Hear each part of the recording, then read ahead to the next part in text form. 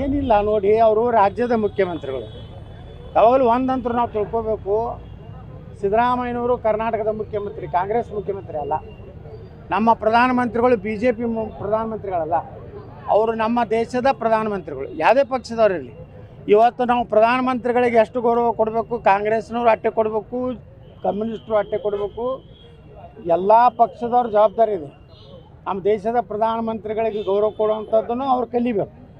ನಾ ಹೆಂಗೆ ಸಿದ್ದರಾಮಯ್ಯನವ್ರಿಗೆ ಗೌರವ ಕೊಡುವಂಥದ್ದು ಮಾಡಿದ್ದೀನಿ, ಕಾಂಗ್ರೆಸ್ನವ್ರ ಕಡೆಯಿಂದ ನಾನು ಅದೇ ಅಪೇಕ್ಷೆ ಮಾಡ್ತೀನಿ. ನಮ್ಮ ಪ್ರಧಾನಮಂತ್ರಿಗಳಿಗೆ, ಭಾರತದ ಪ್ರಧಾನಮಂತ್ರಿಗೆ ಗೌರವ ಕೊಡುವಂಥ ಒಂದು ದೊಡ್ಡ ಗುಣ ಅವ್ರು ಬೆಳೆಸೋಲ್ಲ ಅಂತೇಳಿ ಅವ್ರಿಗೆ ಸಲಹೆ ಕೊಡ್ತೀನಿ. ಇದು ಭಾಳ ಜನಕ್ಕೆ ಉರಿದೇ ನೋಡ್ರಿ.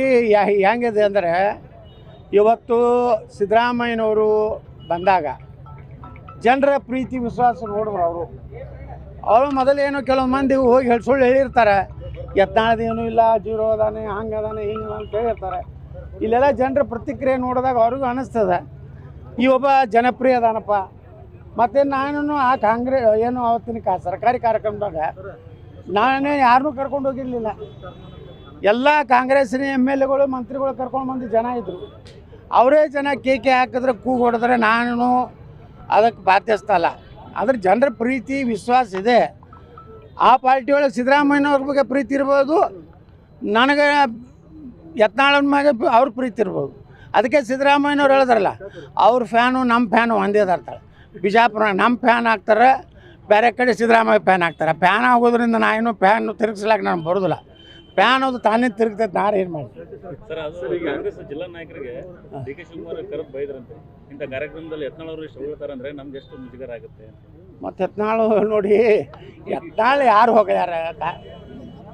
ಮುಖ್ಯಮಂತ್ರಿಗಳು ಅವರೇನು ಹೊಗಳಿಲ್ಲ, ಅವ್ರು ಯಾವುದು ಹೊಗಳಿಕೆ ಮಾತು ಹೇಳಿಲ್ಲ.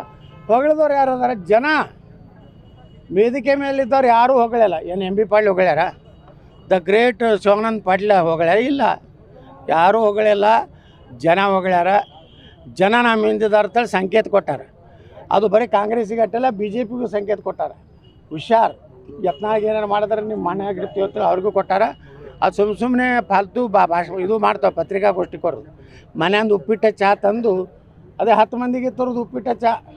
11 ಪತ್ರಕರ್ತರು ಹೋದ್ರೆ ನಿಮ್ಗೇನೂ ಸಿಗೋದಿಲ್ಲ. ಅಂಥ ಗಿರಾಕಿ ದಿನ ಒಂದು ಪ್ರೆಸ್ ಮೀಟ್ ಮಾಡ್ತದೆ. ಅದು ಕೆಲಸ ಇಲ್ಲ, ಬೊಗಸಿಲ್ಲ. ಅಂಥದ್ದು ಬಿಟ್ಟು BJP ಕಟ್ಟಬೇಕಾಗೈತಿ. ಜನರಿಗೆ ಏನು ಬೇಕಾಗೈತಿ? ಪರ್ಯಾಯ ಈ ರಾಜ್ಯದಲ್ಲಿ BJP ಅಧಿಕಾರಕ್ಕೆ ಬರ್ಬೇಕಂತೈತಿ. ಮತ್ತು ನಮ್ಮನ್ನ ಬಿಟ್ಟು, ಪ್ರತಾಪ್ ಸಿಂಗ್ ಬಿಟ್ಟು ಎಲ್ಲ ಪ್ರಮುಖರೇನು ರಮೇಶ್ ಜಾರಕಿಹೊಳಿಯನ್ನು ನೆಗ್ಲೆಕ್ಟ್ ಮಾಡಿದ್ರೆ ಕರ್ನಾಟಕದಲ್ಲಿ BJP ಬರೋದಿಲ್ಲ ಅಂತ ಜನರ ಅಭಿಪ್ರಾಯ ಇದೆ. ಅದಕ್ಕೆ ನಾನು BJPಗೆ ಕಿವಿ ಮಾತು ಹೇಳ್ತೀನಿ. ಇಂಥ ಚೇಲಾಗಳನ್ನು ಅಧ್ಯಕ್ಷ ಮಾಡಿಕೊಂಡು ಚೇಲಾಗಳನ್ನ ನಿನ್ನ ಪದಾಧಿಕಾರಿ ಮಾಡಿದ್ರೆ BJPಗೆ ಭವಿಷ್ಯ ಇಲ್ಲ.